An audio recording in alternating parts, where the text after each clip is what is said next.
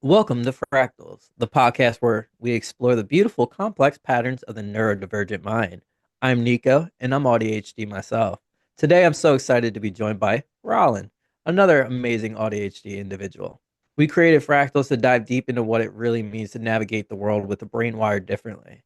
We'll talk honestly about the challenges, the executive function struggles, the sensory overwhelm, the social misunderstanding, but we're also here to celebrate the unique strengths, the hyperfocus, the pattern recognition, the deep empathy, the creativity, the things that some might call symptoms, but we can be superpowers. Now, heads up, this is a conversation between two ADHD minds. Expect tangents, expect us to follow interesting threads wherever they lead. That's part of the journey, and we invite you to wander with us. We'll do our best to loop back eventually. Our goal isn't a perfect linear discussion, but an authentic exploration.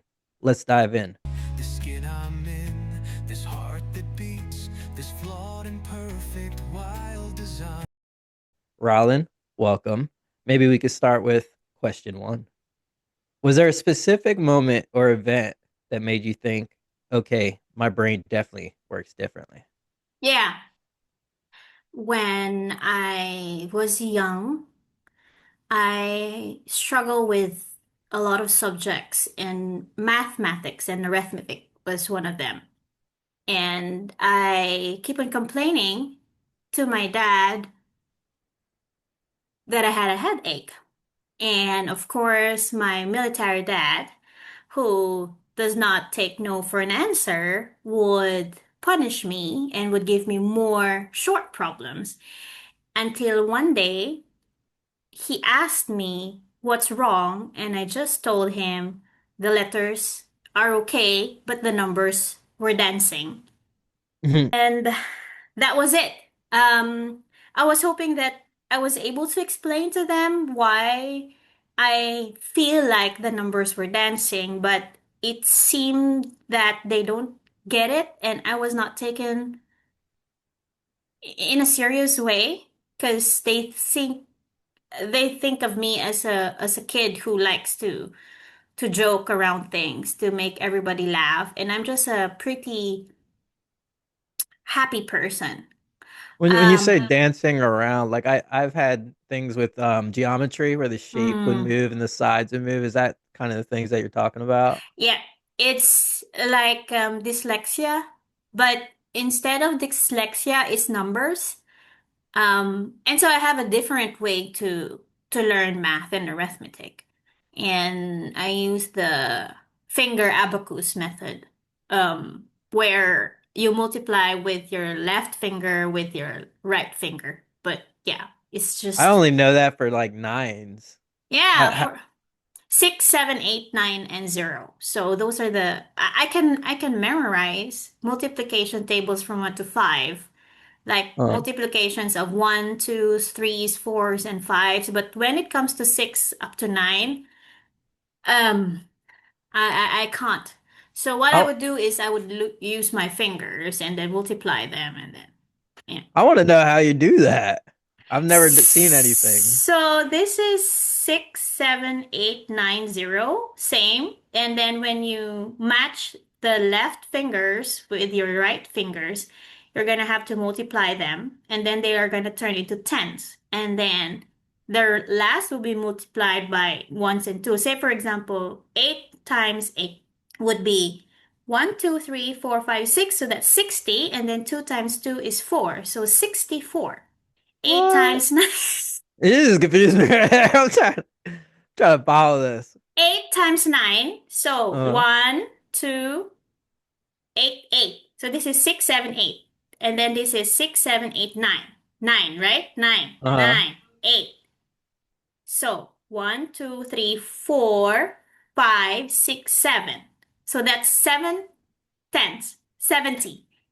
okay. 2 times 1 is 2. So 72.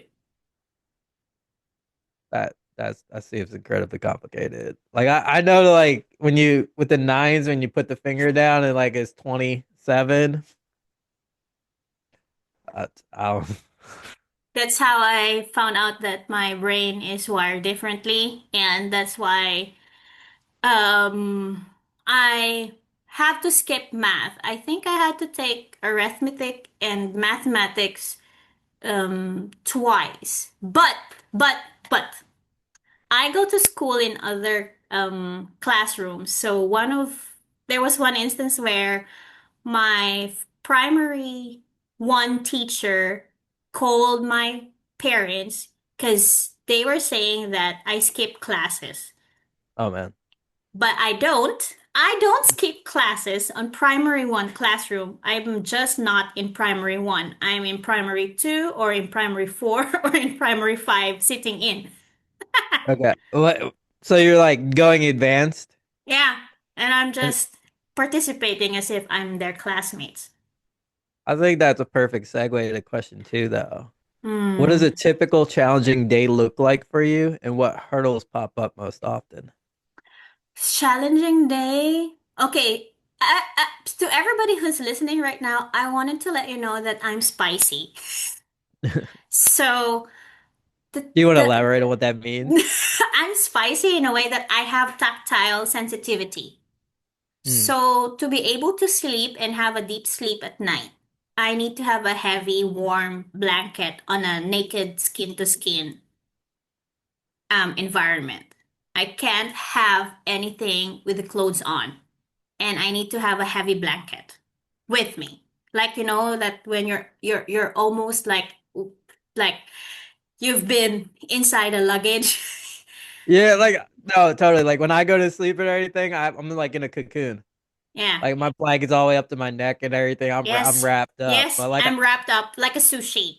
yeah, it's got to be cold in the room, but it's got to have like heat on the blanket too. Mm-hmm. Mm-hmm. It's And so weird. and I don't like wearing clothes. Hey, So I'm naked, it but does. I'm a sushi roll.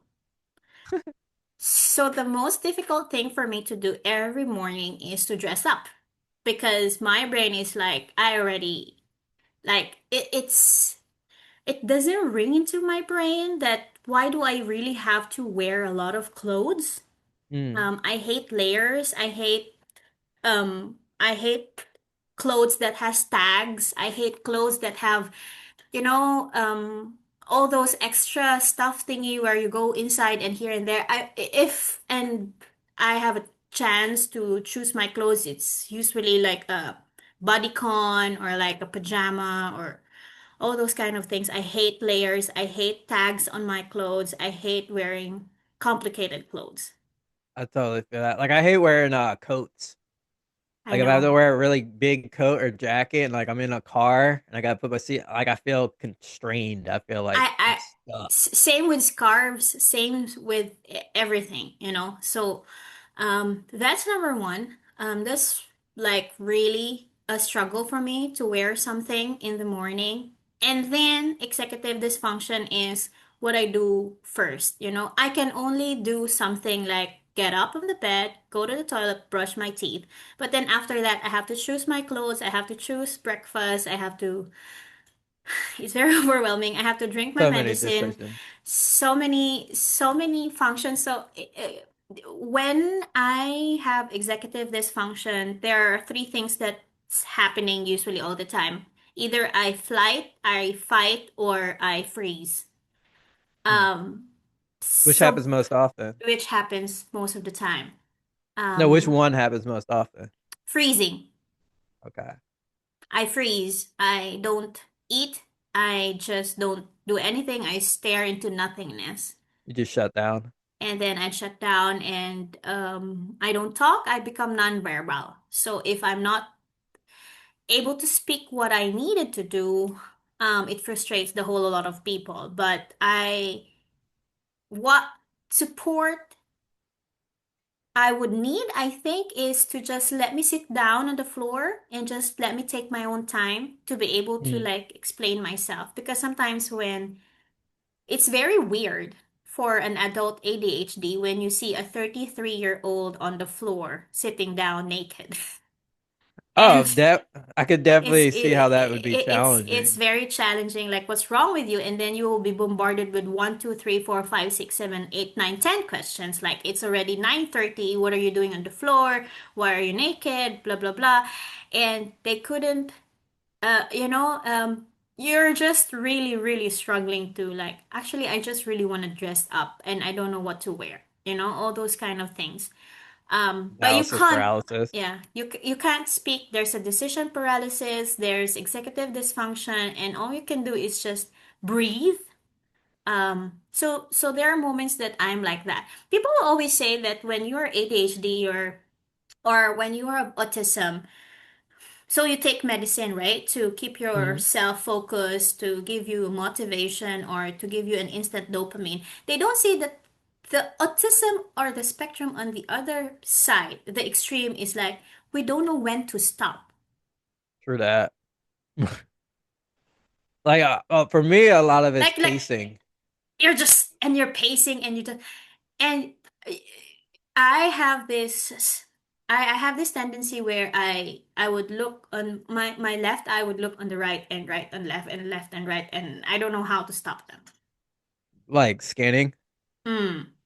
And looking everything and then feeling everything and smelling everything and Oh man. it's sometimes you feel like I should not be feeling this.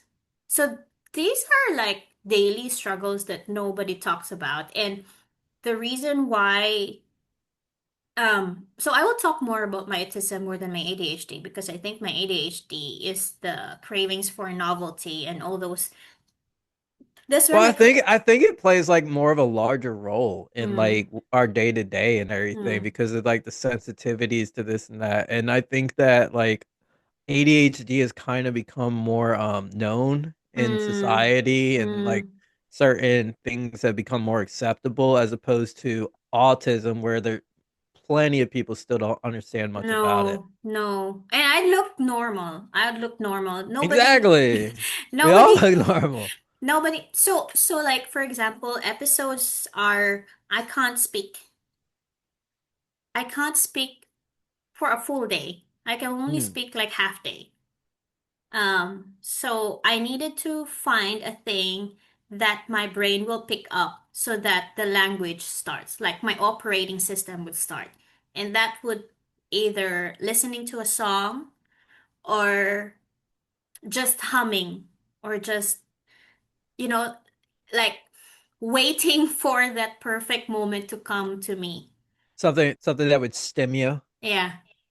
So, and it doesn't help if people come to me, Hmm. approach me, and ask me 1, 2, 3, 4, 5, 6, 7, 8, 9, 10 questions, Oh yeah, it's just gonna overwhelm you even more either when in you're already shut English down. or either in German. I'm just gonna shut down. And Hmm. that looks like to neurotypical environment, that looks like I'm stubborn. I woke up on the wrong side of the bed, or I'm bipolar. I've definitely been called that one. So, um, I was I think that is why most people do with my next question is masking. masking is I, w- I wanted to spend some time talking about the concept of masking and what yeah. it's looked like for you and what the impact of it has been. Okay, so masking is like my Swiss knife, Hmm. and it was. I never thought that it was my Swiss knife for survival until my parents, especially my military dad, groomed everybody of our family to mask. Because if I'm going to retell my family background, we were raised up as my father was a military intelligent person and he was a military non-uniform military man and Hmm. for the last 8 years for the first 8 years of my of my childhood I thought that we were just like a normal family modern family living Oh yeah, somewhere living the and role. and then my father was just living his military positions, like he immersed in his role and so we were groomed to be Hmm. a good great pretenders and great unmasking. I never thought of it as a bad thing. In fact, I think I was proud that I was able to pull out different kinds of persona to different Hmm. kinds of people just to let them know that I'm a very accommodating person. So this is what I realized over the past couple of years when I'm unlearning masking is that if you want to if you want to groom or enable a person and hold that person with micromanagement, um, or people pleasing rather, micromanagement and masking is the best tool. Truly, Hmm. truly. But if you want to put But what that do you mean by grooming? Because grooming can be taught in so many different ways. right, It's usually a negative context. it is a negative context. It is never a positive. Grooming is something where a person or a situation or a circumstances is asking you to step up to a specific kind of role which Hmm. you are have no choice at that very moment. So, for example, um, we were groomed to be a military kid with like we need to learn a lot of survival skills and we need to memorize a lot of stuff. We need to be prim and proper. We need to memorize a lot of things. We need to be more knowledgeable, more smart, more intelligent than anybody else in the kid because they will always say, "You're a daughter of a military officer. You should know better." And we need to hide our pain and our punishments of how a cadet soldier would be punished. So that means when they talk about eat like a king or eat like a pauper and celebrate like a king or like 10 push-ups or like face the walls and then all those sticks, like how a candidate soldier is being punished, we are being punished like that. Basically, fulfilling the role that your father is Yeah. holding. So I that feel like that's unfair to the child. it is unfair, but because every military kid gets those treatment and discipline, and far more way for us because he is a military officer. He's not just a military soldier. He holds a high-ranking profile. Do you feel like you have been better before that or worse? Ah, when I look back, I definitely didn't have the emotional intelligence back then, Mm. but I do have survival skills, and I Right. I mean, that's a positive. and it is because of my autism and my neurodivergence that I was hiding my my real identity, Mm. and that's why it is very exhausting, and I take a lot of burnout when um I'm exposed to a normal societal engagement. Like for me, a social engagement, a social meetup is exhausting. But because we are groomed to meet Mm. people, I it's something that I want to unlearn. So say for example, when we are in a crowd setting, I'll be the first person, or you would know if you're a military kid, or you would know if you're one of us, because you would already know who are the thieves and who is going to mess up and where to go, where to run, who's going to mess up, and you already know, and you're scanning every faces because you always have this back thought of if somebody's going to interview me and I found out who the person or the perpetrator or the killer or anything is, I have to describe it so that that person can be drawn or that person can be sketched. So we're like scanning people and sketching people. That so like that's so closely resembles PTSD though. Like that's the hard part for me is trying to figure out where the CPTSD ends and where the autism begins. Yeah.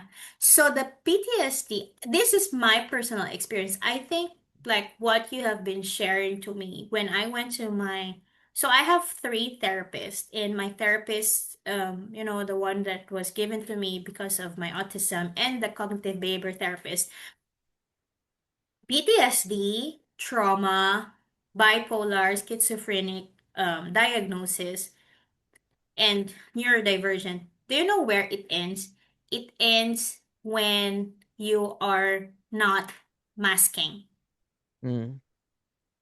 Like the conclusion of like dealing with it and overwhelming you in Yeah. life kind of thing. So say for example, like anger is a anger is not a primary emotion. It's a second emotion. But we always pull out anger. Hmm. Same What's the goes, primary? the primaries are joy, um, grief, loneliness, sadness, um, anxiety. But sometimes it can come out compassion, kindness, but sometimes it can come out as anger because Hmm. anger is the most accessible and the first three emotions that we learn when we are growing up in early childhood. So we Oh, only especially if you're in a hostile environment. so the first three emotions that we learn are laughing, which is happiness, Hmm. crying, and then anger. This is I can what see. this is what infants learn. When they're Hmm. hungry, they cry. Hmm. When they don't get what they want, they or when they have, so for example, jealousy or discontent, they are angry, but actually it's not anger, it's discontent, it's So, questioning. so it's like that. It's a nature versus nurture. Mm-hmm. So like they like I feel like we're born with a lot of these emotions, but their relevance to life is reinforced by our caretakers and So how they respond. as I learn more about early childhood, right? And Mhm. I have learned that our prefrontal cortex is not fully developed when we reach a certain age, which is between 25 years old to 35 years old. The first and the oldest part of our brain is amygdala. And the Mm. amygdala is the part The of the fight or brain, flight. the fight or flight or froze. Mhm. And out of that amygdala amygdala is also the first and the most oldest the oldest part of our brain that learns to navigate, and that's where we learn the first or two sets of emotion: happy and anger on sad. It's our amygdala. Mm. It's all getting developed and learned in our amygdala. Well, like with ADHD and CPTSD, that there's a hyperactive our amygdala. Like our amygdala is processing way more than it should. Because study shows, I'm just reading some clinical trials and some research that um, because we are special and because of Hmm. the external factors that we have, and also the internal factors that would involve or include our parents and our genes, that the amygdala sometimes will do the roles of other parts of our brain. Say, for example, our corpus callosum and our prefrontal cortex. Sometimes it can Hmm. act prematurely, and that's why there's neurodivergence. And nobody has research right now, and the doctors right now are just studying how to prevent it so that amygdala only works as an amygdala, but they actually don't know why amygdala is acting out. Well, like I know that you can reset it, right? Like that's where That's ayahuasca and then like they have a surgery where they like put a needle in your neck mm. and everything and fry it for a second. But So I've been wanting to do ayahuasca. But for me personally, as an early childhood educator, I find it so fascinating that our amygdala, functioning with its roles and responsibility, can actually do other things. And isn't it like fascinating? Why do you want to stop it? Why do you want to? Well, Why? I don't want to stop it. I want to reset it. I Why? want to Why do you want reset to it reset it? Why? because There's it's nothing wrong. overactive. The way Well, that it was conditioned but to respond but was but every little sense of danger I need to really react to. So if I reset it to where it's at a different baseline, those little things will not trigger it to respond in the way that it does. it still comes out at the very end that we want to control it. We just let things, like, you can't tell a dandelion next to another dandelion that that dandelion is not pretty just because it bloomed earlier. Oh, it's not that it's not pretty. It's just when so if you're always in like a fight or flight state, then your cortisol levels are going to be high. You're going to have higher inflammation. You're going to have more stress. You're going to have heart attacks, But out of dietary those, things. I think we are talking about amygdala per se, and we're not talking about the things that we input that's causing amygdala to do that. So, so, Well, it's so, conditioning. yeah, so this is where I'm coming from. Hmm. I feel like we can't control how our body evolve. We can't No, we can't. control when, so I'm talking about when we get dementia, when we can't control. We can only just let things be. Well, like, okay, so like dementia and everything you're talking about later in life, and then you got the traumas and everything of early development from the age of 1 to 7 when you get your most conditioning or whatever.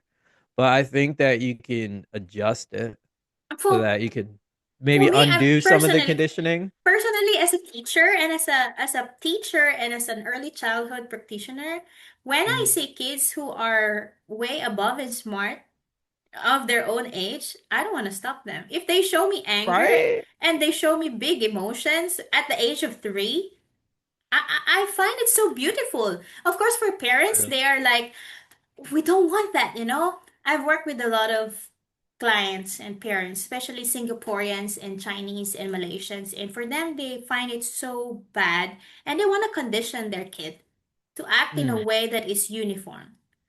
So Oh there's man. no I mean, space, society wants to do the same. They want to but put us that's in a what bunch of little but boxes. that's what you also wanted to say. You want to condition and reset. But why? That kid might come out as one of the most creative person. And just because you want to reset it because you don't like the way he or she shows anger, Okay, so let's flip it. What's an aspect of being ADHD that you generally see as a strength or a superpower? because from the very beginning that I was living in a place where I don't belong and I'm always a misfit. Hmm. I was able to navigate life and be happy on my own. And I'm not afraid. Like your hyper independence? It's not even hyper independent. It's about being able to coexist with other people that are not the same as me. So like adaptability? Yeah, more of flexibility, adaptability, more like water. But it doesn't matter, because I feel like they have their own roles and they have their own superpower. So I can coexist with peace Well, without like losing my identity and without losing my skill set and without losing, that's incredible. yeah. That takes a lot because Because I a think lot. if I keep on focusing on hyper independency, what will I profit if I'm neurodivergent? I'm the smartest in the class, but I don't have any friends. I don't have anybody to share to. It's not fun. It's not. It's It not totally is fun. not fun. Like that was the thing when I was talking about that one class I went to with all those engineers, and I was the dumbest person in there. It's not I fucking fun. loved it. I loved it because like if you're always the smartest person in the room, you're never learning anything. I For want to me, be around people that I don't understand their culture. I don't yeah. understand their language. I don't because I want to grow. For me, learning is not always exhausting. The best authentic way to learn is to have fun. If you're not having fun, To play. is not learning anymore. Yeah, to play. Is the Yeah. best way. Like, It's so when people come to me or I see folks and individuals who are like cracking their head because they can't figure out stuff, and my question is, are you having fun? right? Are you having fun? Like people will come to me, Rylan, I have this great idea. I want to do this thing. I want to do that. I want to be part of this thing. I want to get involved with this. And then and I would say like, yeah, okay, I understand you're having your hyper focus. I really know that you have a passion on this. Okay. And then we're like, I can't sleep at night. And then they get frustrated because of the bureaucracy, because of the hindrances that they going through over and over and over again. And they come to me and then they complain. I would always ask them one question. Are you having fun? Because if you're having fun, even if you have a lot of obstacles and hindrances in front of you, it doesn't stop you. It Well, makes challenging, if you know your why, you can survive anyhow. but sometimes it's because people choose to learn without having fun. And Well, that's the because, way we're conditioned. yeah, We're conditioned that you're not supposed to have fun when you're learning. School teaches that. And that's one of my biggest issues with our education system is where it's audio visual, right? In the way that they're taught. And it's literally, if you look at the learning matrix, it's the lowest form of learning. Hmm. We don't even That have audio and we don't even have this well videos and stuff the when we were. orating, the orating and then like the presentation, right? It's the worst way to learn. The best way to learn is games.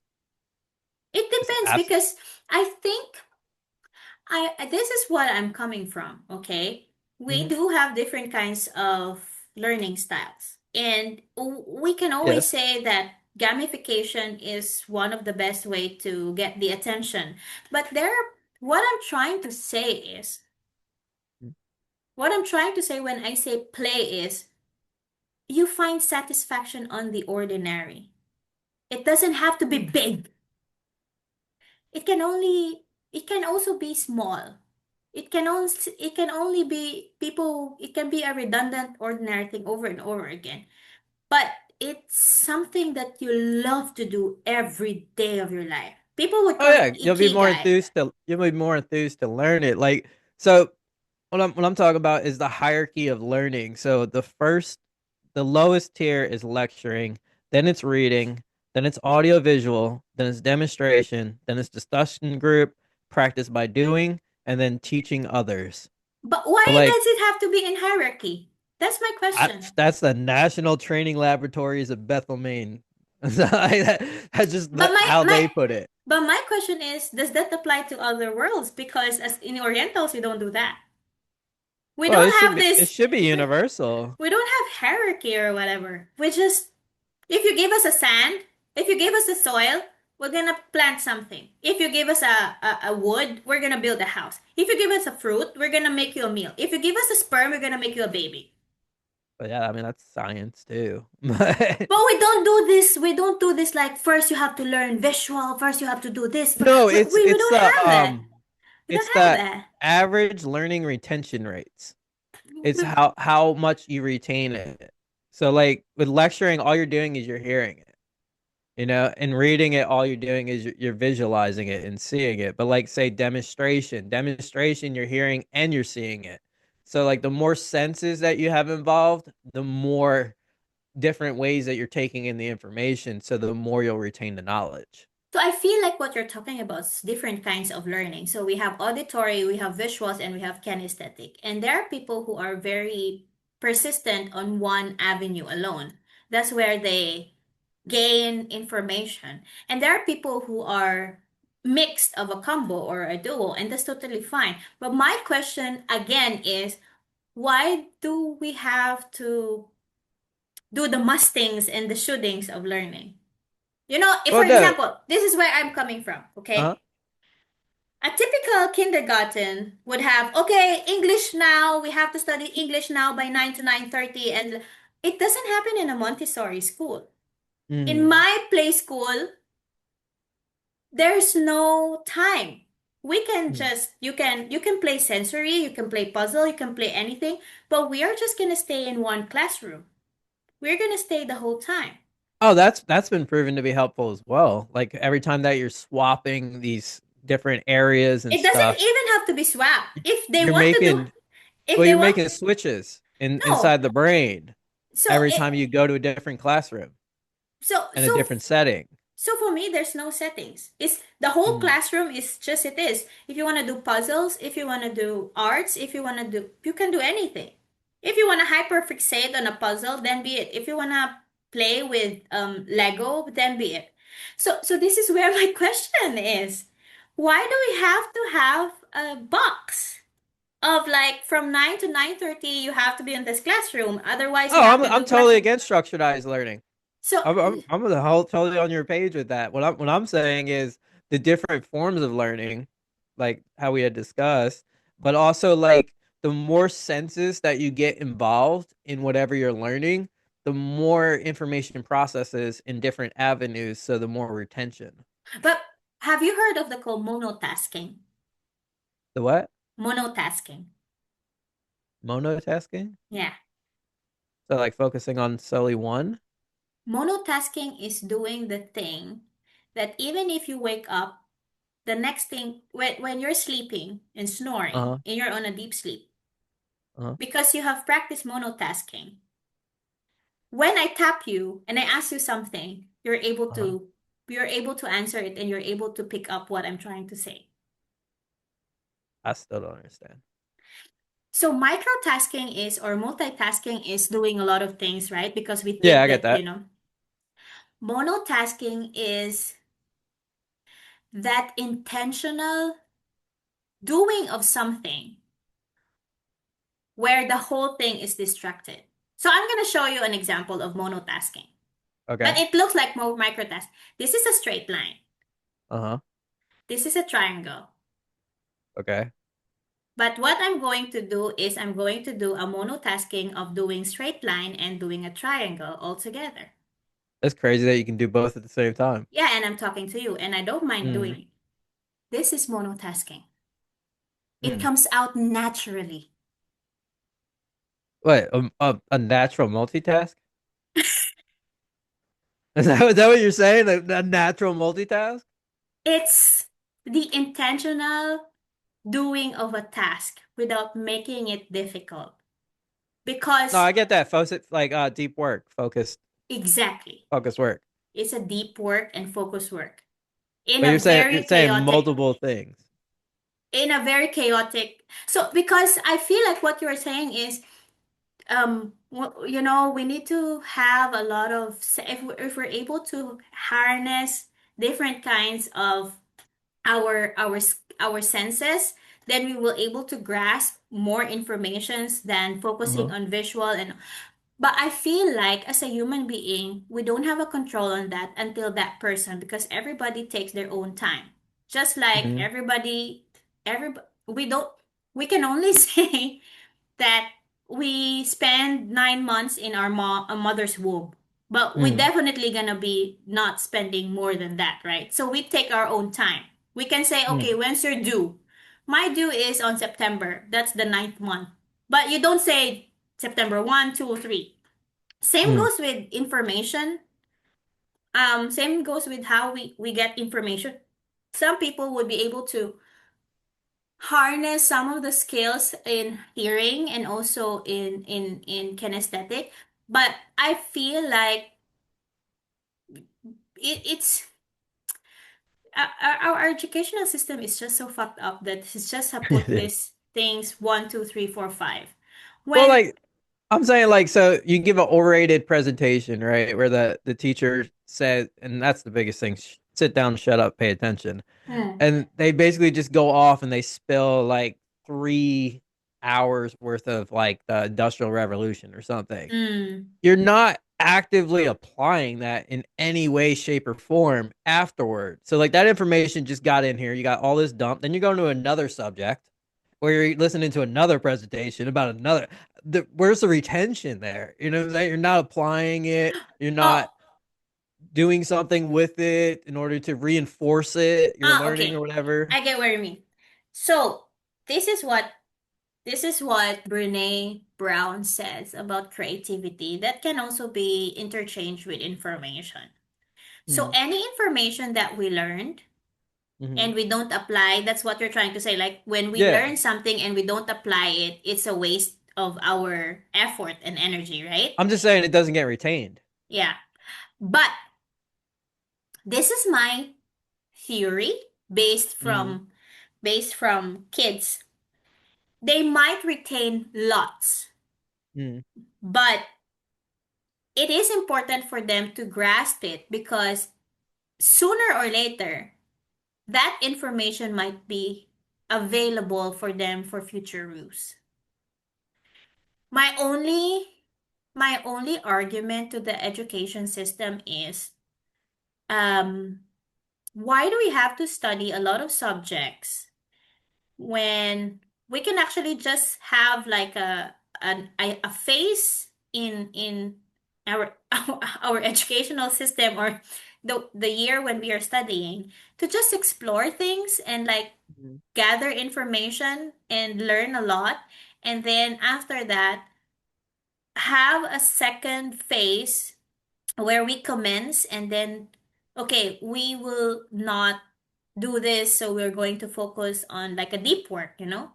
Mm-hmm. Um, why am I saying this is because I feel like um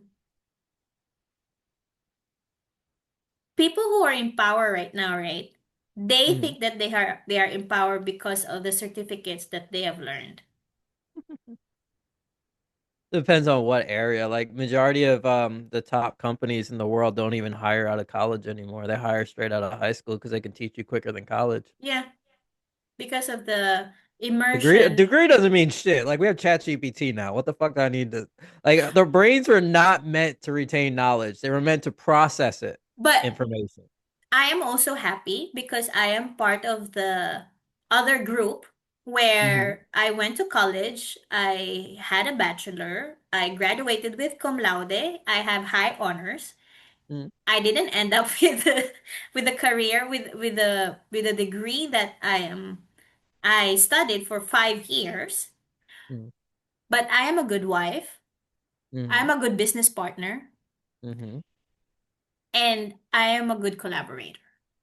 And those three things weren't probably not taught in college. And it was not taught in college. It was actually learned by me.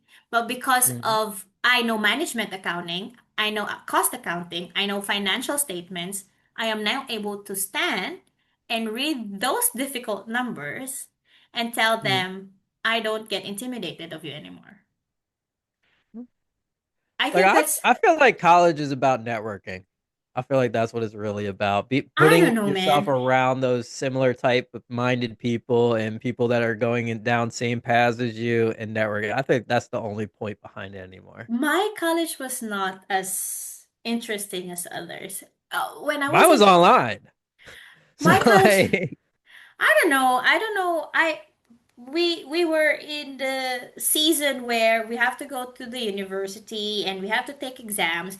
But I was so busy as a student worker, as a student librarian. I'm Mhm, a student, I'm a college student by day, and by 3 p.m. onwards, I'm a student librarian, I'm a student janitor, and I'm so busy doing other things. So mhm. just so I can pay the bills and I can pay my tuition and fees. So there's no networking that was happening on but I learned There how was a to lot of skill development that was happening though with all the tasks you were doing and everything. yes, that's what I was trying to say. Um I feel like the educational system in if you're asking a Filipino or an Asian if how do we look on our education system, I'm gonna be very honest with you that our education system is not as premier than the education system in the US, in the Canada, in Australia, in the Western world. But what makes it premiere? I think what makes it premier in the US, Mm. I don't know, that you're a first world country and that you don't have to earn your you don't have to earn your I don't know, I'm not sure. I've never been to the US. I've never studied there. Well, I think that like the lead of universities and everything was when knowledge was in scarcity and there needed to be a place where it was centrally housed and delivered. And now that you have the internet and you have all these AI sources and everything, that doesn't make any sense anymore. They are fear. It can be like that. You are probably having a good point in that perspective, in that angle. Um, Like I like the how like the Tower of Babel and everything in ancient Babylon, and they also did this in Rome where they'd have meeting spaces in like public squares and different places where people that were just educated and fascinated about certain topics would just go up on stage and engage in dialogue. Like that's and what I believe like the podcasts are now. philosophical exchange of thoughts. Thoughts and Yes. ideas. I think that was like a precursor to college somewhat. And I think we're going back to it now because education and knowledge is no longer housed in one entity. And I think that's liberating.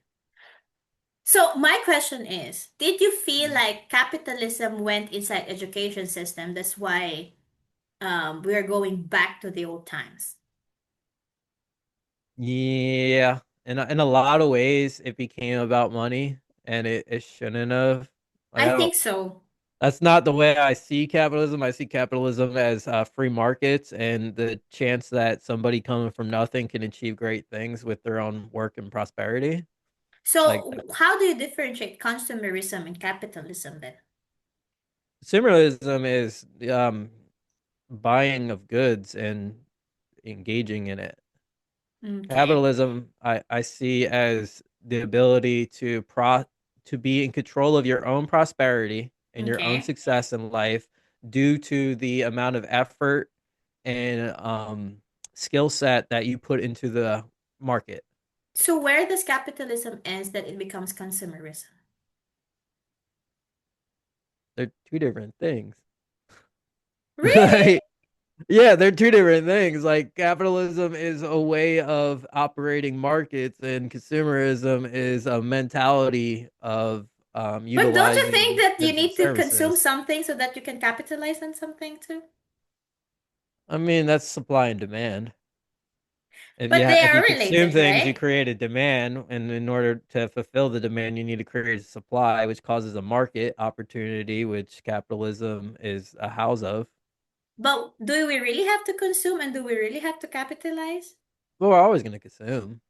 Like you got to eat to survive. You need Hmm. shelter to survive.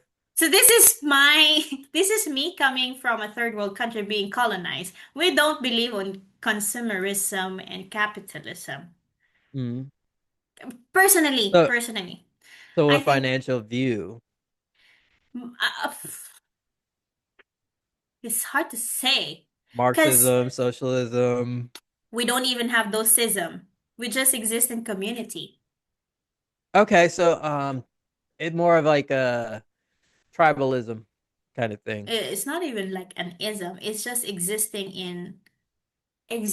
Well, do you have an in open market? we don't we don't buy, we don't sell.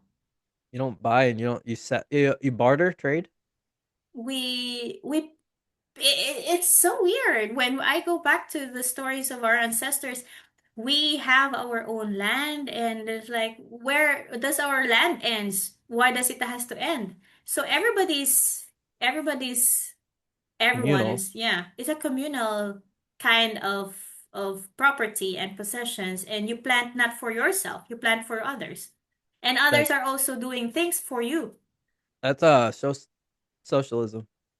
So I don't know all those terms that you're talking about, but that's what we exist. And we don't want to learn and we don't want to label anything. No, I get it, and you wouldn't want to because as soon Yeah, as like you start labeling it, that's when people start going exactly. Like extremes. when you say, like, Orientals, and like, why are you using Orientals? Why? We're far. We're all people. At the end of the day, race doesn't exist. So when they say like, oh, that's Marxism or the socialism, yeah, but yeah, you know the theory, you know the definition, but are you living it? We're not even arguing if the world is flat or round. We just exist. We just exist. Dude, that's a freeing way of being, though. It's just I'm in order to understand how your markets operate and how you guys exchange ideas, products, services, and everything, there has to be some way of explaining it. But the That thing is, when you explain, right? uh-huh. It's explaining and storytelling is way more different because for us, folklore, for personally coming from Asia, Yeah. okay, Uh-huh. storytelling is sacred, Yes. folklore is sacred. So the moment people in marketing use a story, aka Mm-hmm. folklore, to create a demand and like, oh shit, I need that one, that's a big disgrace on us. I mean, But the but that's just the us. exchange of products and ideas leads to a flourishing nation because people can have things that they necessarily probably wouldn't have without of it, which is because like I have a marketing degree and I get you. There's a lot of manipulation and shit, Yeah. but So like why? Do you somebody know that has manipulation to, is masking? huh?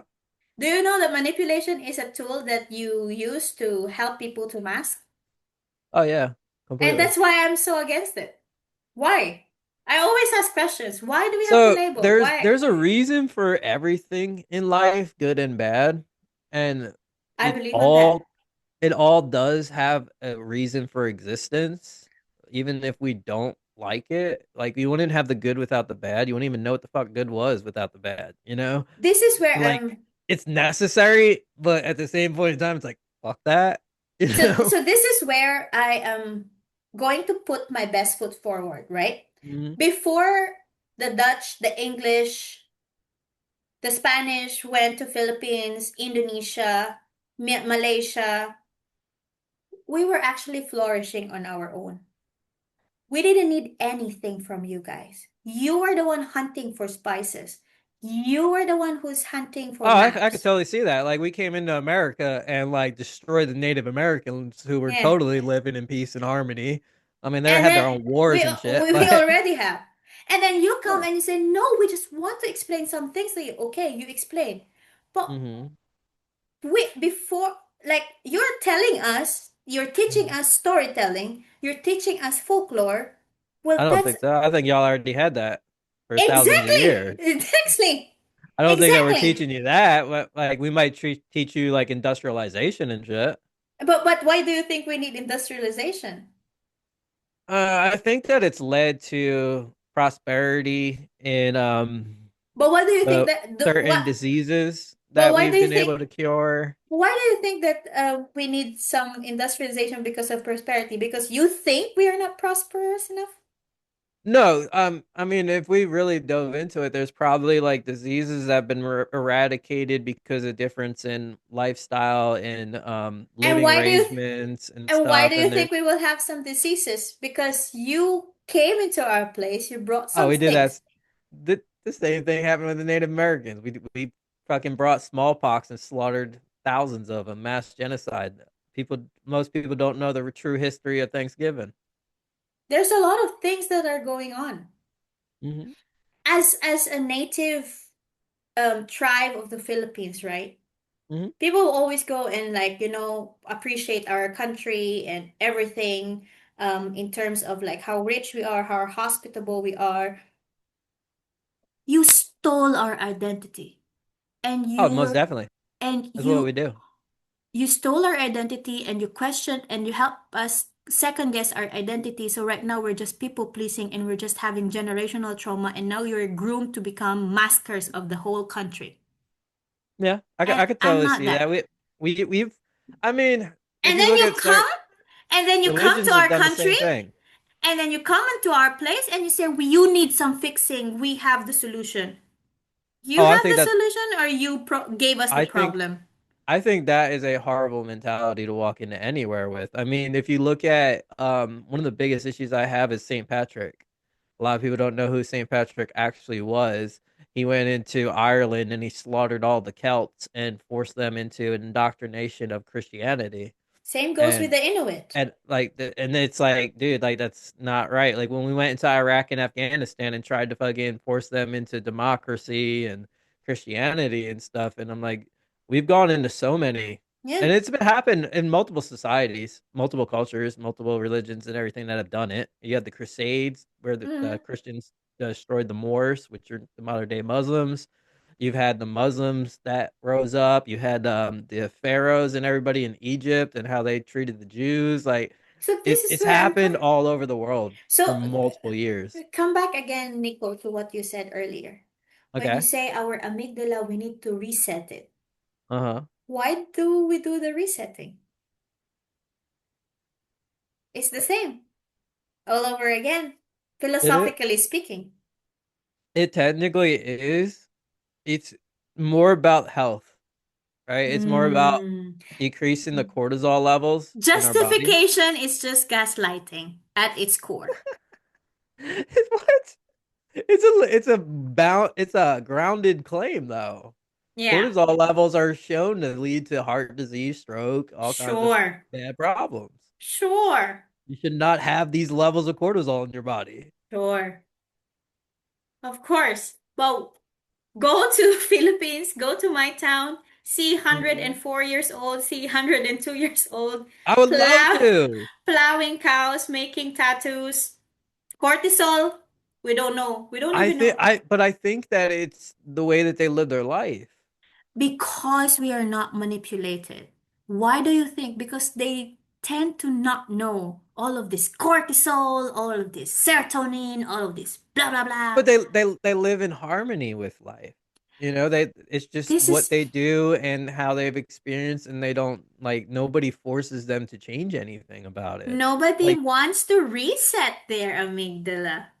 the British when they went into India and everything, and they when they went to the British Tea Company when they first found opium in the opium dens in China, right? And the Chinese said, please don't do this. Like, stay away from this shit. Don't fuck with this and that, the other thing, because it's plagued our country for all these years. And the British saw money. So they went in, they went into the opium dens, they got all the opium and everything. And now we have an opium epidemic in fucking goddamn Hmm. in America. You know what I'm saying? Now it's coming back to it's like, dude, why did you have to fuck with that? This is what I came to say again. Why do Mm, we have to reset amygdala? Why do we have to reset everything? I think people, right, in the West, mm, I'm sorry to say this, but they live mm. in their bubble. They Oh, most think that definitely. they think that nobility and power comes with self-control, and that because we Orientals, we are so submissive, we look stupid, we act dumb, we're so passive, and we welcome you in our land, you exploit us, and they think, oh, we can actually manipulate them. They never thought that our power is not about on our possession. Our power is on our people. And our people And strength and have community. vulnerability and community. Yeah, exactly. We There's so can much power in rebuild that. over and over again. The thing is, in the West, they want to create the biggest, the tallest, and everything is a project. And then after Oh, it's that, all what's ego. next? After that, All what's ego. next? When you The build next the thing. when The for next thing. example, yeah, when for example, you want to go to Mars or you want to build this and you want to turn currency into Bitcoin, what's next? Do you see it as sustainable? No. Did you see how No. many damage did you created just so you can create that? Well, so there's a balance, right, Right? between growth and sustainability. I And I think don't think that in my hemisphere of the world they actually like focus on any kind of sustainability. I think no, it's it has all never. growth because everything's basically I mean it's artificially inflated, but it's all about GDP. It's all about how much growth did we have last quarter? How much growth did we have this year? And they're actually artificially creating growth through wealth distribution, where they just take from this person and they put it to that person. Like, hey, that person rose. Like, no, you just took it from there. You know what I'm No. saying? This is like geopolitics and economic topics does not entice me, does not Mm, interest me, because you can be the most smartest person, the most powerful person, but if you're mentally obese, mm. you're just gonna die. And you're just gonna go skeleton into dust and go for what? I am so scared more than my body to become fat and all Mm, my cellulites. I'm not scared. I'm scared to be mentally obese, gaining all information, and not mm. having an impactful and sustainable lives that I can live for. If if it's not sustainable, I gain a lot of knowledge, I have degree, I have everything, but then I'm not able to do something that is gonna help the future. Is not worth it. Like what Yeah. this person that I mentioned, I read her book. She's from Africa. Chimamanda Ngozi Adichie. She said she doesn't crave for perfection Mm. because she said you don't have to be perfect to start doing what is right. People always No. think I have to have this, I should have this, I need this. If I have this, then I start doing good. But like, hmm. So Well, so the Buddha said that a wise man plants trees for whose shade he will never sit under. yeah. Why do we And have to be perfect so we can start? Progress is always it's the a it's key. a it's a manipulation tool to in order to push people on the fact that they need to be perfect so that they don't start. And what again is manipulation? Manipulation is just grooming people in society to Oh mask yeah, and to be That's how the typical. Western society operates. Yeah. And I can, Because the people at the top are so feeble and scared that and they need to control the masses in order to retain their power. But true power doesn't need to be retained. I can feel that when people are in a bigger scale, right? Like I can Mhm. see all those things. I would like to act on it. No, because I don't believe I can start an impact outside.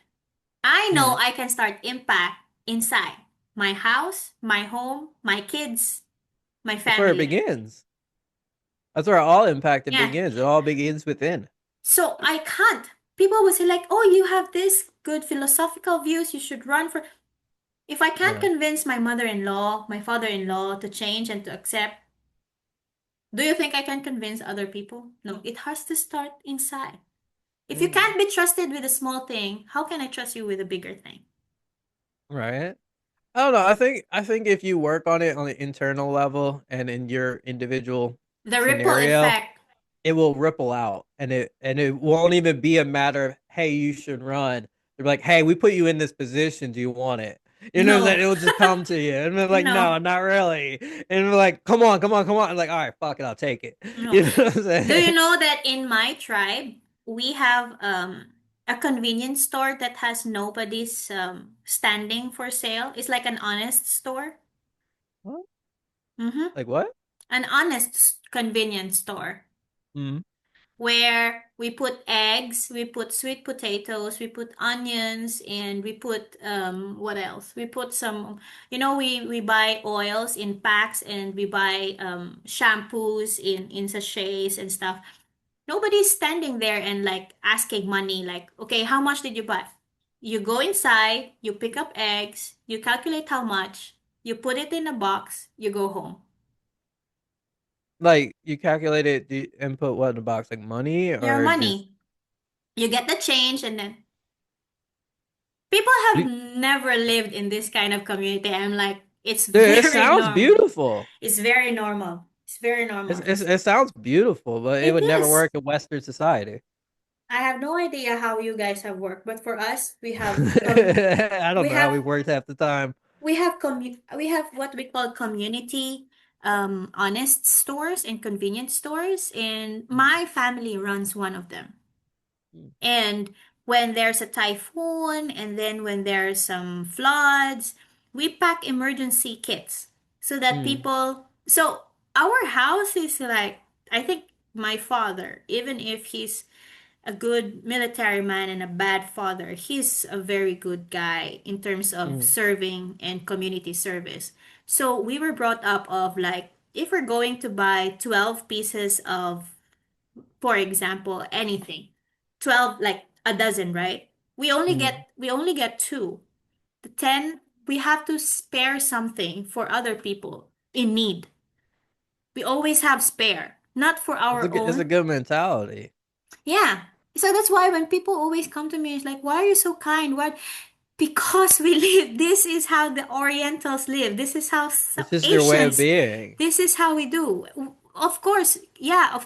Clearly, we don't know what is the trending in the world. We don't even know. Mm. We don't even Because you know. don't care. But we don't care. We don't care if the world is Yeah, flat like you're or happy, round. you're enjoying your own little life where you are and everything. So what does it matter? Like, so one of the reasons I love Texas, one of the reasons I live here, is when I watched multiple hurricanes hit the Gulf Coast and everything, and people are waiting for FEMA and this and that and the federal government to come and save them.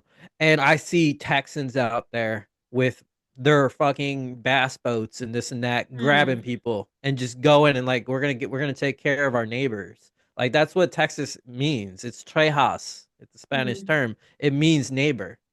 Yeah, And then like when I came here, my neighbor, like the last bit of southern hospitality I've found, like didn't know me for nothing. Was like, "Hi neighbor," doesn't that like every day? And I'm just like, dude, that's the kind of environment I want to live in. That's the kind of environment I want my yeah, family to come up in. yeah. You Because know, you are like your brother's keeper. at the end of the day, yes. And they are your, and you are their keeper as well. We're That's all how in this together, man. We're all that's human beings. that's Like, that's we're that's all the how same species. that's how my ancestors in my tribe, and I will never ever ever be not proud of my pride of my tribe where I came. Mhm. People will always say, "Oh, but you're a second grade Filipinos because you What? know."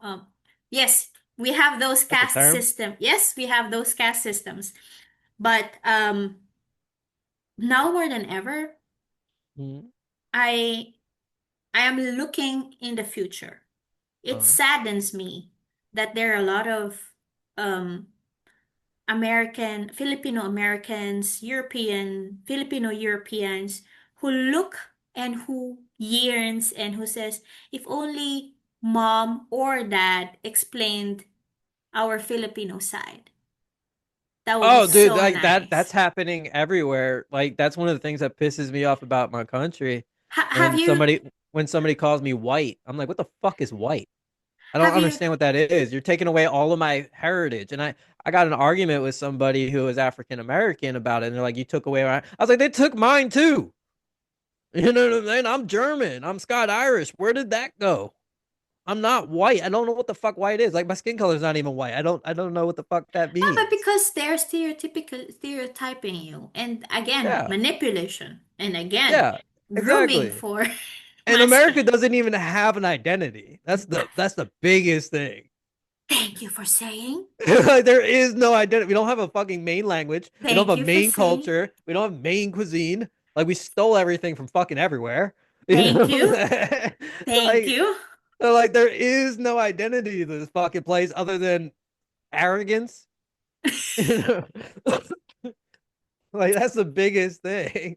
Like I like I'm talking to a Russian woman now, and like we went the other day and we're walking across the street waiting for the light to change for the walking path or whatever. And I was talking about like how Americans like we're so arrogant. And Hmm. it was a red light, there was a no walking sign, and people just started to cross the street. And she's like, that's so rude. And I was like, That's so welcome to rude. America. Like, did I mention our arrogance? We That's so know that you rude. won't hit us with a car, so we're just gonna walk across the fucking road. I'm like, dude, like, we're supposed to share this. It's not your road. It's not their road. It's everybody's road. We need to walk when we do, and they need to drive when they do in order for us all to get where we're trying to go. Hmm. I Nobody's want better than the other. I want you to visit Vietnam and try to cross the traffic light and see how so beautifully orchestrated they are that even if there's no traffic light and even Uh if huh. there's always traffic all the time, you get to cross from one point to the other road. That sounds like an amazing fucking experience. I'm Like telling you, I'm from New York, so like I'm when we telling walk you. across the street, there's like a mob of people. Like there's like 60 No, people crossing the street at the same time. Nico, the opposite. There's a mob of motorbikes and cars, and they're like, how do I cross?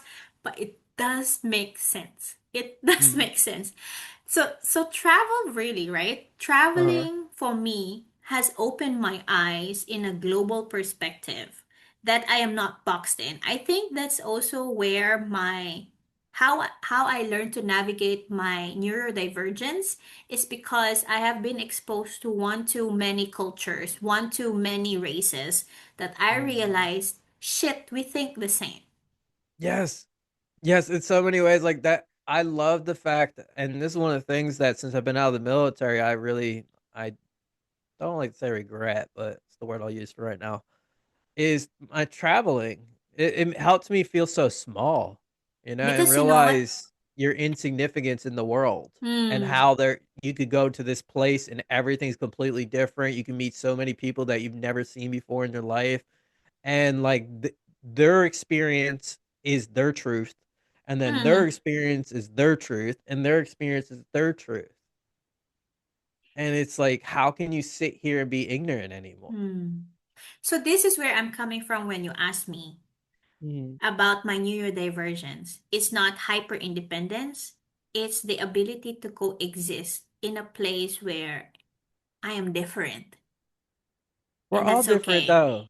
At the And same point that's in time, we're okay. all fucking different. We are everybody on this planet is different What in our own way. I'm trying to say is I'm Mhm. able to coexist with people who are not autistic.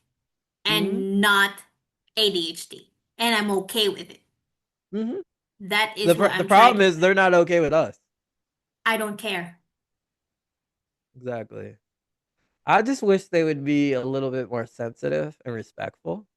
Hmm. Like, there's no reason for disrespect at all, and there's no reason for judgment against people and shit. Like, you know what I'm saying? Like, So, that's just a universal fucking truth that should exist. so you know what, Nico? I'm really Mhm. sitting down on that because I am in a situation where I'm questioning, is there hope for them? Up to what extent do I have to educate and do I have to extend, you know? And then I realize, um, it is because of your personal choice to be ignorant. Mhm. It's not so there's this saying, my tribe would always say, we don't argue if the world is flat or white, is flat or round. Like, ignorance is a bliss. Yes, at some Mhm. point. Mhm. But if you choose to intentionally be ignorant about that thing, Mhm. that is different. That's dangerous. Well, it's not my job to educate; it's their job to be educated. So information is there, but if, Exactly my point. right? There's no excuse for ignorance anymore when we have the World Wide Web. Yeah. If you choose to be ignorant, for example, Mhm. like for us, right? Mhm. Asians, Orientals, we tend to be ignorant and quiet on all of this geopolitical war that's happening in finances and social economics because that does not interest us because we're already existing on our own, with or without the geopolitics Yeah, and it's the just war. noise. It's just For noise to us, you. for us, we're like the Wakanda. Like, oh, you can do whatever you want. We have Just our leave me own. alone. We have our own circle that we Uh-huh. are existing and thriving. Oh gosh, give me goosebumps. You have to go to Brunei. Brunei is a beautiful place that is I would love to see it. so humble, so prosperous, but so private. So private. You have Mm. no idea how they celebrate weddings, how they honor and respect their sultans and their kings, how they pray for their princes and their how they do meetings, you Mm. know, by making policies that they really sit down everybody. It's a very small country, but their currency is way more higher, stronger as Singapore, as Australia, as Hong Kong, as New Zealand. Their Mm. passport as strong as Emirates, as strong as Lebanese, and they're one of the top most billionaire in the whole wild world. But Oh, there's plenty of them that we don't know of. we don't know them. And I want you to watch this Yes Theory where they talk about a city in Honduras. It's called Prospera. Mm. It talks about a town where if you have innovation and if you have scientific study and you open a business and you want to, for example, use a ship brain, or you want to, not ship brain, you know, you want to do some some chip and all of those things that is too difficult to do in Silicon Valley, you go to Honduras and they're going to Mm. welcome you. And I'm like, what? What? But of course, this is where I see visionaries like you. This is where I Mm. see policymakers like you. You are unhinged, you are adamant, not because you want to change the current existence of minorities like the Inuit, the Orientals, all those things that were wiped away by the Western colonization. You actually Mm. want to bring everyone up because you feel like you're not the only person that lives on the bubble, that there's other people too. So this excites me actually when I speak about visionaries. You're also one of those people that when I was like, okay, I hear people and we're like, I see some visionaries, and I have one friend who's already know what he wants. It's just a matter of time that he's going to reach his full potential and collect his profits. Mm, Um, but there's gonna be a lot of challenges that's coming in, and of course, there always is. being a titan, i- your challenges might be unbearable for an average neurotypical person, or to a person who's not autistic or who doesn't have Asperger's. Oh, oh, most definitely. Like some of the shit that I've been through and I've overcome in life, I don't know how. Honestly, at the end of the day, I don't know how. Other than I'm just wired different. You're wired differently, and you know what? You're more than anything, I see a compassionate, a big heart Nico who will go above and beyond just to get what he wants because he believes in what he does. Oh yeah. That's a beautiful thing. That's a story that you are going to tell. Oh, I can't wait. I Mm, hope I leave some kind of legacy out there that mm, empowers others. you You know, do. that's why I do everything that I do. I just want to leave the world better than I found it. Exactly. And You know? when they say all the knowledge that you gain, it's not gonna be wasted. It does not make No. sense at the moment, but it's not gonna be wasted. You're just gonna pull out And I don't want to them. die with it. That's the biggest thing. I don't want to take it with, you can't take it with you when you go, You you know what can't I'm saying? forget. I don't want to be wasted. I want to fucking leave everything on the table when I go. I want Yeah, everything out there. there is a reason why you get to gain all of this information as fast as you could, because you're being prepared to do great things. And even if you just try doing these things, and if it fails, at least you did it by yourself. Oh hell yeah! As long Mhm. as I gave it effort, you know what I'm saying? Like that's what it matters at the end of the day. I don't. I might fall on my face 1,000 fucking times, but I got up fucking 999, baby. You know what I'm Mm, saying? That's all that mm, fucking matters. And That is, that's my story, but like what's even more impactful is the motherfucker standing behind me that just watched me do that and said I can do that too. mm. Right. Because you are also looking on your side, left and right. Most definitely, because no one gets there alone, you Mm. know? Because you're a brother's keeper, and Exactly. yeah. So So Valhalla. yeah, So we all this go is home. we all go. I love that. Exactly. Um, Although we do have a lot of different opinions, we are just throwing our thoughts in the void. But I Hmm. can feel like with all the differences that we have, we are so the same, and we are so the same that we have differences in Weird. opinions. That yin and that yang. The I know, right? balance, baby. Yes, it is the balance. And I think because we know what we're capable to think of and what we are capable to imagine of, the Mm. daily struggle of executive dysfunction, the daily struggle of sensory overload, the daily struggle of like getting up, or the fear of like, I fear to get some stroke at the very young age of 34 or Mm. 30. Yeah. I really I got some anxiety. I have to be very honest with you. There are some anxieties that keeps on coming in because I don't know what's gonna happen when the pins and needles don't go away anymore. You know? Right? Oh my God, it scares the living shit out of me. I'll be completely vulnerable here. Again, Yeah.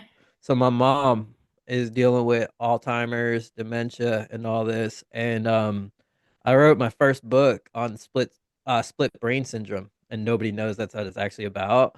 Mm-hmm. But I studied Parkinson's and everything when my grandfather died from it. And then Mm. I'm watching my mom go through a similar experience, and I'm watching it deteriorate her, and then I see my memory is starting to go, and I start to see certain signs, and like at times when my hand is shaking and this and that, it scares the living shit out of me Mm. because it's like, oh, my time's coming next, I'm coming Because soon. it's the reality. We're all gonna die together. We're all We're gonna all die at gonna. some. If there's a constant thing in life, it's Mhm. death. It's death. It's And death. no matter, there's nothing you can do to avoid it. No. Absolutely nothing. It comes for all of us when it comes. You never know when it's gonna come. So like I live every day like it's my last, like because it might be. I have Yeah. no fucking control over it, man. I fought 2 wars. You know what I'm saying? I I went through a life sentence. I'm supposed to be dead 5 times over by now. I'm still going by some grace of fucking something. Apparently I have a bigger purpose and I haven't achieved it yet. So I like I'm think just gonna keep going keep until they going. they take me home. I think that's a beautiful thing, Nico, when you and I both agree that that is the only thing that comes to us, that we can't control it, we You can't can't. delay it, we can't run away from it. Um, And but and the then Buddhists have this book called the Buddhist Book of Living and Dying. living in And there. yeah, and they have this way of thinking about it where they embrace it and they Mm, acknowledge it and acknowledge it's going to come and they don't live in fear of it like we do in yeah, Western society. yeah. This is also one thing that I noticed from the Western society, the fear of dying. Yeah. Like I'm not scared of it. I I, welcome it. I feel like it's a release. There's so much suffering that is in life. I, And I've yes, achieved so much in my life that I never would have thought possible to this fucking point. So with everything that I get to achieve on top of that, that's just blessings. I feel like this is where I'm coming from. Hmm. I think there's a big, deeper problem in the Western world more than the fear of death. Hmm. I think it's because the whole generation is not vulnerable enough to sit with grief, Hmm. sit down with grief, sit down with, okay, we're all gonna die, right? Hmm. And then just accept that that's a human nature. Yeah, I mean, for everything And that is born, everything dies. I and mean, because they don't sit down with grief, and they don't they are they avoid being vulnerable, they avoid being exposed to uncomfortable things, they live mm-hmm. every day looking for a solution to a problem, when the reality is, because you know that you're gonna die, any day above ground is worth living for, not worth dying for. I think that that the fear of death leads to the fear of life. I have to agree. They're so scared that they're gonna be taken out and that everything's gonna end that they don't even enjoy what they have You don't now. even enjoy what is now happening. You don't even Mhm. notice that you're breathing in and you're breathing out. That You like don't. that's my biggest fear is that I don't live fully, and I Mm, try to outrun that motherfucker every day. I mm, want to I want to see as much as I could do. Like I just walked in nature this morning. Why? mm. Because like I don't know if I'm gonna be able to see that again. You don't even I don't know know. when I'm gonna have those experiences again. I want to live it up, man. I want to go as Mm, many places as I can. I want to see as many people as I can. I want to mm, spend as much time as I can with loved ones. Like mm, half my family is gonna be gone very shortly. Like I have a grandmother that's dying, an aunt that's dying, and a mother that's dying at the same time. Right? Like I'm mm. surrounded by death right now. So how are I just you sitting down with it? Because you can't run away with them. Oh no, I you think can't. I think I try to I life is try to do as trying. much as I can to spend as Yes. much time as possible with them while I I can. feel like life is teaching you to sit with grief so that you will Hmm. be able to have gratitude with your own life. Mm,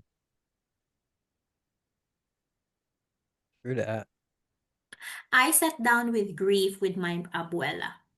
Mm, Sat down with grief with my grandmother's death. mm, Maybe 2 decades after. I sat mm, down with grief with my own miscarriage. And mm. then because of those miscarriages, I remember my grandma. And then now I am grateful that I am alive. Oh yes. Sure, I don't have those babies here, but I'm still here. I can Yeah, still.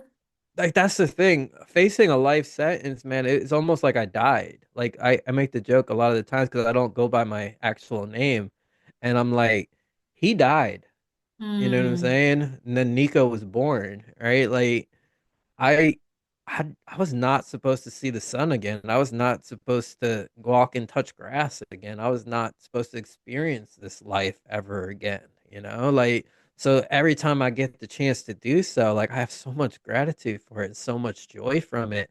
I wish that like I was able to get others to understand that without having to go Mm. through the experience that I did. And I guess that's the job of a storyteller, Maybe we need you to know, is say, to be able to convey that emotion without them having to have the same experience. but being a storyteller is also being strong enough to consider that your story is sacred and Oh that yeah.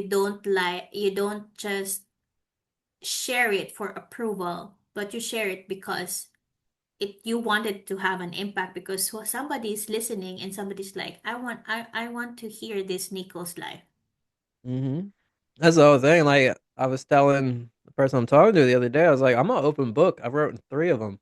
I have Mm. more that is coming out soon. It's like, and they're like, well, aren't you scared that like somebody will take advantage of that information that they know about you? Or I was like, they've already done that. You know what I'm Mm. saying? I'm not scared of that shit no more. Like I'm Mm. scared of fucking it never being known. Mm. That's what scares me more is that it never being known and nobody ever seeing it and it having an impact on them. That scares me more than somebody taking it and doing whatever with it. Do Mm. whatever, say whatever about me. I've been there. I've had my name plastered all over the news, all kinds of shit, with all kinds of lies. What do you I'm not worried about that shit no more. what do you mean to say earlier when you say you're scared that you've made an impact and nobody know your name? No, I'm scared that nobody ever knows the story. Aha, yes, that's Like true. I existed and there wasn't anything known about it or like it didn't leave an impact on this world. Hmm. Same Like goes with your fear of being mentally obese and gaining all the knowledge and not able to do something about it. exactly. Like that's one Mm. another reason why I want a child. I Mm. want everything that I know and my experience and my knowledge and my wisdom and my teachings to transcend in the world. But it doesn't have to be a child. It can be No, any it doesn't. soul. It doesn't. Like I feel like I've raised many other children. I feel like I've impacted many people, you know, like Mm. I still want to build schools and everything. I'm like, why raise One one at a child time. when I can Yeah. raise 1,000? You know what I'm saying? One at a time and in whatever shape, way, or form that you see fit that your skill is applicable and useful, then step up on those and then being able to tell yourself, well, I did my job. Yeah, when I'm the doors will appear when we're ready to walk through them, you know? Mm, I like that you remember that. Of It's a course. beautiful thing. It is. Right? So there's a lot of things that is being uncovered, our neurodivergency that is also related to our PTSD, our child trauma, and how we have grown up, and all the knowledge that we got, both from academics in university and in internet. And what are we going to do about this? And you are just trying to tell me that these data are stories, and Mhm. these stories are meant to be shared. I love that. And as we see that these data are stories, personally, as a tribal Oriental woman from Asia, I Mhm. just wanna share to everybody that our stories are sacred. And may we use it wisely. May we share it with all our hearts without masking and without bad intentions. Because that's where creativity, that's where growth, and that's where community and compassion comes out.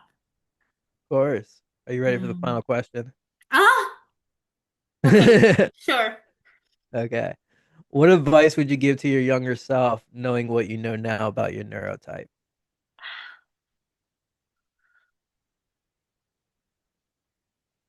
That's a. I don't think I would give an advice. I think I would sit down next with my younger self. I can see myself, the 7-year-old me, who's lost, always lost, who's distracted with butterflies, who's Mm. always somewhere, who's having fun, but never got a chance to play it with anybody else. And so starts talking to trees and starts picking up crabs, not crab, frogs, and talks to them, puts them in her pocket, and she's so comfortable, but she's so sad. I think what I'm going to do is I'm going to sit down next to her and just give her a hug and just listen Mm, to whatever she's talking about. Maybe answer once in a while and mm. just tell her that she's fine. She can take her own time because she's not broken. She's definitely not the punishment and she's not the cause of family dysfunction. She's not a retirement plan. She's not the cause of she's not a retirement plan. She's not the Right? she's not the cause of the marital issues of her parents. She's not her family's savior. She just is. She is. Man, I think that is one of the most important parts. Like Yeah. I know that I have personally felt majority of those things growing up and everything, and I would have loved to have heard those things Yeah. in those moments in time. And I think we landed back somewhere near our starting point, or maybe somewhere completely new. It's hard to tell sometimes, and that's okay. What a conversation. Rylan, it's been an absolute pleasure diving into the complexities of ADHD experience with you. Thank you for your vulnerability and your brilliant insight. Before we wrap up, any final words or places where people can connect with you? Sure.